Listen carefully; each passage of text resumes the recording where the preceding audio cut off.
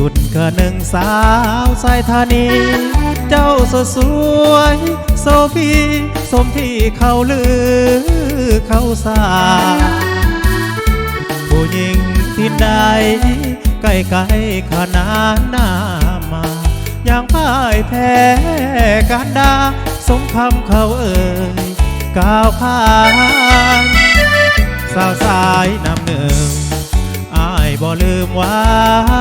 จาหัวใจอ้ายคำคนหาได้พบแก้วตาที่นั้นสมคำเขาลืออ้ายเสื้อถือความสวยลาวันทางหูผาผิวพรรณหอยยิ้มก็หวานสาวหานเกินแค่อาชีพทำนาหาปลาอยู่ตามสายทานว่าจะน้องอ่อนหวานทั้งแล้วสถานดวงแดงนิ่มนางสัดส่วนเนมวนทุกคนมาแววหยุดพักงานเพื่อนแพ้งามจริงแท้สาวไซธานี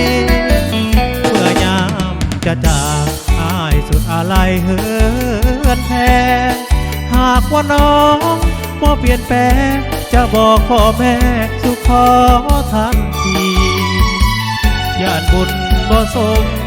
ลงคาลมสาวไซธานีได้แฟนงามน้ำใจดีถือใจลีสาวหานเพื่อนแท้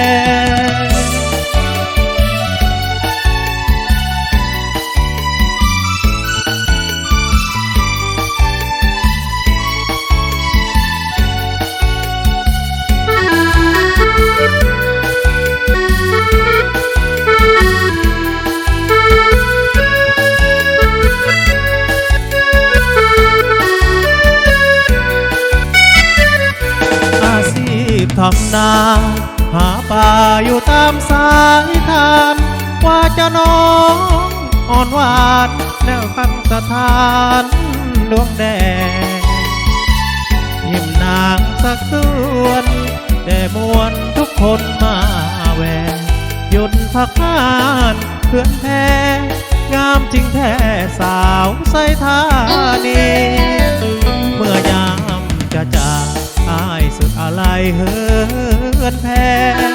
หากว่าน้องบ่เปลี่ยนแปลงจะบอกพ่อแม่สุขอทันทีญาติบุญบ่สมลงคาลมสาวไซธานีได้แฟนงามน้ำใจดีคือใจลีสาวหานเฮือนแท้